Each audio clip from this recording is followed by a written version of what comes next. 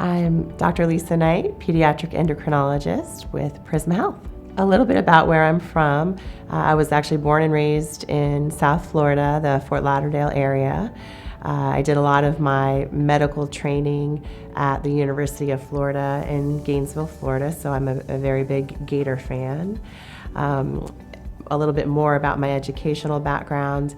I did my medical school training and my fellowship training for pediatric endocrine at the University of Florida as well, but I did my pediatric residency somewhat local to here, and that was at Medical University of South Carolina in Charleston. Pediatric endocrinology deals with the endocrine glands, and there are numerous endocrine glands in the body, to name a few: the pancreas, the pituitary gland, the thyroid gland.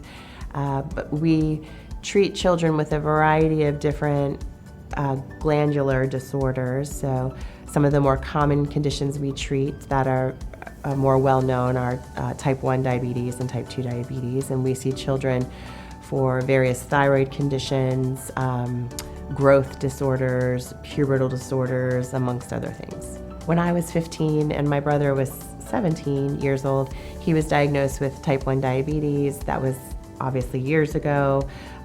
Treatment was a little different then. We didn't have some of the newer insulins and that we have now, insulin pumps, continuous glucose monitors. So he was very ill when he was first diagnosed. He was in the hospital, this was in South Florida, for about a week. And that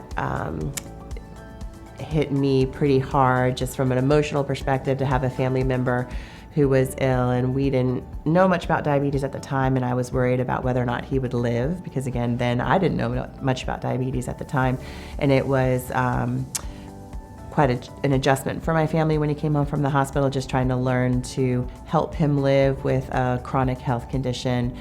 And I think that there are very few disorders where the burden of treatment and deciding how much medicine to take and when to take it is put so much on the patient or the parent. Because of my experience with that, when I was in college, I got very interested in nutrition and volunteered at a camp for diabetes children, multiple years, was a counselor, and through that worked with numerous pediatric endocrinologists that would staff the camp.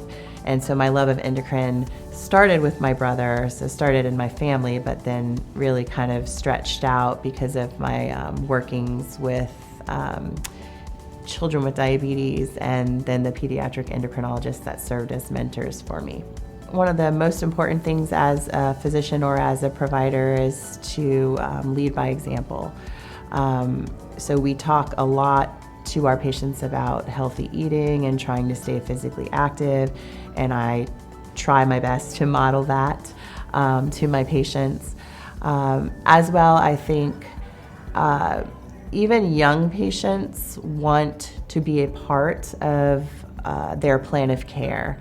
As pediatricians, we spend a lot of time talking to parents, and I think that that's important to make sure parents have an understanding of what's going on and grasp of what the recommended plan is. But whether it's the beginning, middle, or end, I always try to look at my patient, regardless of their age, as long as they can talk, and kind of go over with them what my thoughts are in a layman's way, and ask them if they have any questions, so that if there's concerns that they have, that I'm addressing them as well.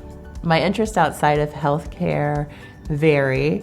Right now I am a mother of two, so I have a 5.5-year-old son and an almost 2-year-old daughter. So a lot of my time right now is spent, playing with them, watching them in their extracurricular activities and things like that. But as a family, we love to hike. We spend a lot of time in the North Carolina mountains, doing, by hiking, I don't mean like rock climbing, but like walking trails and things like that. I have an interest in the martial arts. I used to be very heavily involved in the martial arts. I've just recently gotten my son involved in martial arts, and I'm hoping as they get a little older to get back in into that myself. To make an appointment with me, please ask your primary care provider to make a referral.